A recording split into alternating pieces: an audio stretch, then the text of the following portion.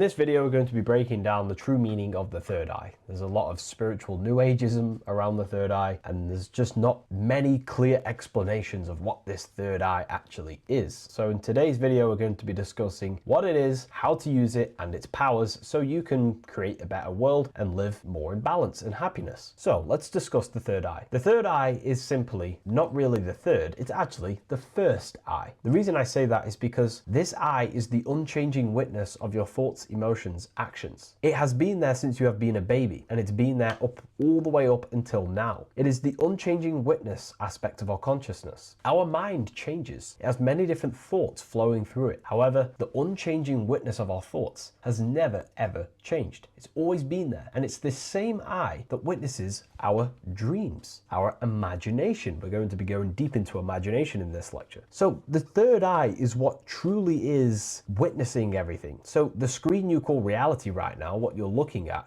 who's actually looking at that? Well, that would be the inner eye. And that inner eye has been personified in many different ways. Well, that is the true witness consciousness, right? So if you turned off your mind during meditation, if you turned off your thoughts, you turned off your body, you become this observer of your mind. Therefore, your mind is like an environment. Think of your mind as a temple. This is why Freemasons always talk about the Temple of Solomon, by the way. It's because the Temple of Solomon is the destroyed temple. And in Freemasonry, they teach you that you need to rebuild the broken temple. That broken temple is your mind. And it's cut off from the divine because of old thinking habits, destructive thoughts, destructive actions and emotions. So the witness of our mind is the eye, and the eye is inside our mind, and the mind is like a landscape or a temple or a prison, because every time we think, every time we say something, we're building the landscape of our mind. If you think negatively, you're going to build a horrible prison for your witness, because your witness is what sees the thoughts, sees the environment that the mind's in. Therefore, our witness is either suffering or thriving. The mind is built through our thoughts, what we repeat on a daily basis, and it builds this landscape, what we call beliefs, programs, and memory. So whatever we put into our mind, it's constructing something. This is why Masons call themselves builders. That's what the word Mason means. It means to build. What they're actually building is building their mind. They're chiseling away at their mind, rebuilding their mind, so that the inner witness of their mind can see reality and truth. Because the truth is, people, there is only one consciousness in the universe, there is only one witness. If we all turned off our mind, the squirrel, the dog, you, me,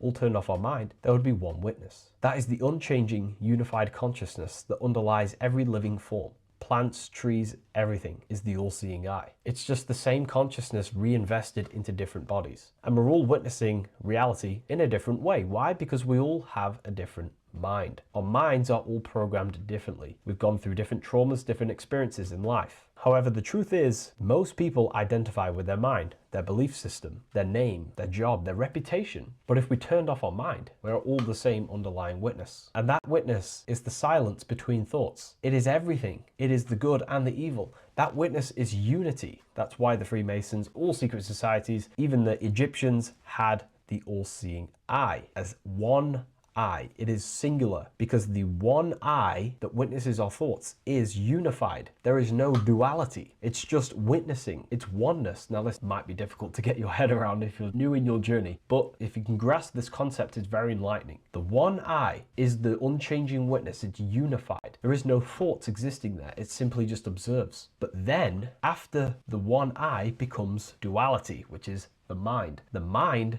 is duality. It thinks, it labels in positive and bad, good, evil, light, dark. The mind seeks to label everything, and it thinks in duality or polarity. But the truth is, there is one witness. That is the unity consciousness, the unchanging essence of ourselves. And what I want to go into deep here is most people identify with their thoughts, and that leads to chaos. Why does that lead to chaos? I used to identify myself with thoughts because it's very easy to do, because the mind seeks to control everything and seeks to understand everything and perceive everything. It is literally trying to understand everything in reality. So the mind labels everything, and it always constantly thinks, analyzes. Most people identify with their thoughts thoughts, which are constantly in motion, which leads to chaos. Because if you identify with your thoughts and emotions, these things are always changing. And this is how people become mentally unstable. And this is how I became mentally unstable, was because I was identifying with thoughts and they're constantly changing. So this is the reason why ancient civilizations, Buddhism, used the sky as a symbol of consciousness, is because the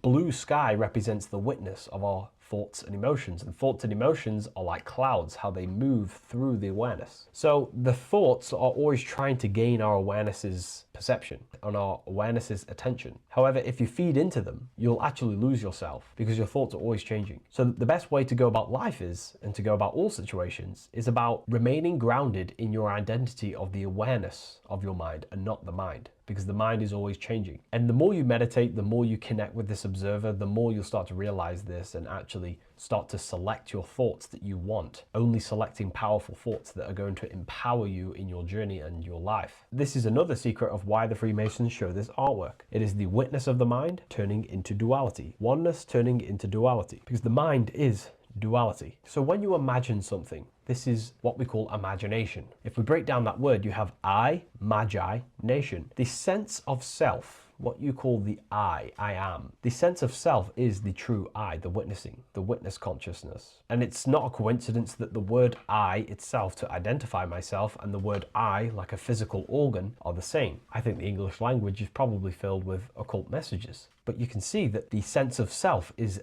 the I, not the mind. Anything you label after the I is not the true self. Therefore, in reality, we're all interacting with ourself. It's like when you have a dream. When you have a dream, the environment that you're in is basically a materialization of your subconscious mind. The people in your dreams are your subconscious beliefs, traumas, emotions, suppressed emotions. You are the witness of the dream, the I, witnessing the dream, and you are also the whole environment. Look at the word environment. It's mental. Your environment in the dream is you, and you're interacting with yourself. And it's the same in physical reality. We are all our individual witnessing consciousness, but all of this witnessing consciousness is just all interacting with itself. In order to perceive this message I'm trying to give you here takes a lot of work in your mind. And this is what Masons and secret societies seek to build. They seek to build their mind to allow their witness to see deeper and deeper truths of reality. You don't see with your two eyes, you look with your two eyes, and you see with the inner eye, perception. And that's why the eye is raised at the top, because Masons are seeking higher perception of the self and reality and the universe. So imagination is what most occultists call spirit vision, because it's the vision of the soul. It's the vision of the true self. When you imagine something, you're using the soul's light or awareness to project a thought, and that thought embodies itself in what we call imagination, or what occultists call astral matter. Who is seeing that imagination? That would be the witness. Your imagination is your creative power to shape your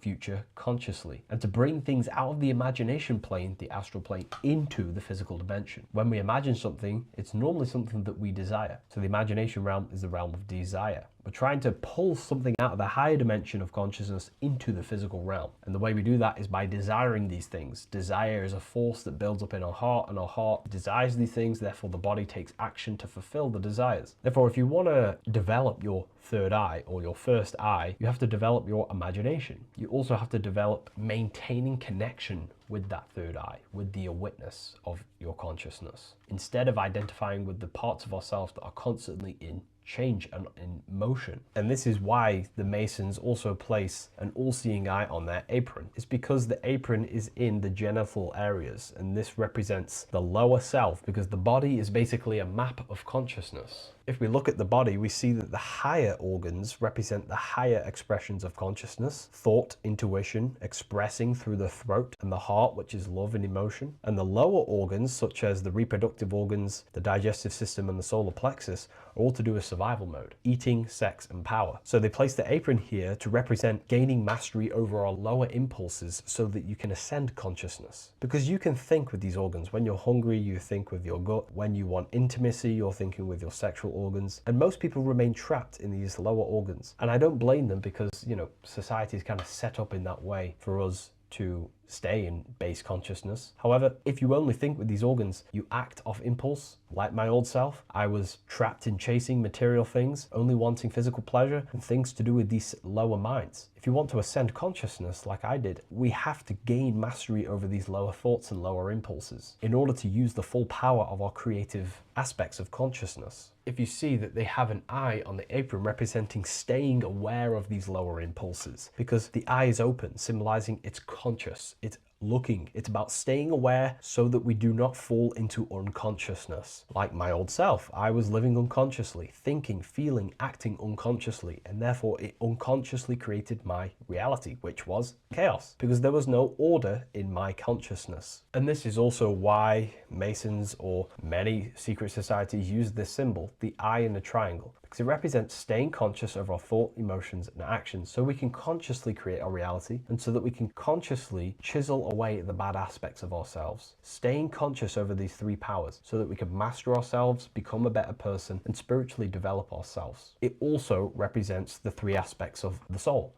Thought. Thought expresses in three ways: the thought, the word, the voice. If you go inside yourself, close your eyes, go inside, how does a thought express itself? We have a thought, we have a word, we have a voice inside of us. It's symbolizing the three aspects. And even if we look at the Egyptians, we see the eye. This is also known as the Eye of Horus or the Eye of Ra, symbolizing the eye, the witness of our consciousness. And these little components to the symbol here represent different aspects of consciousness. This part here would represent the nose, which is smell. The dot, the pupil, represents sight. The eyebrow represents thought, because when we think, we raise our eyebrows. This one represents ear, which is hearing. And this one represents the tongue, taste. This one here represents the finger, which is touch. Therefore, it's a symbol of the eye and the other senses that surround the eye, that shape the eye, that the eye experiences. The unchanging witness experiences these aspects of ourselves. So to develop your third eye, you have to develop your vision of your eye, which is imagination. And if you really want to do that, then start something basic. There's a great saying,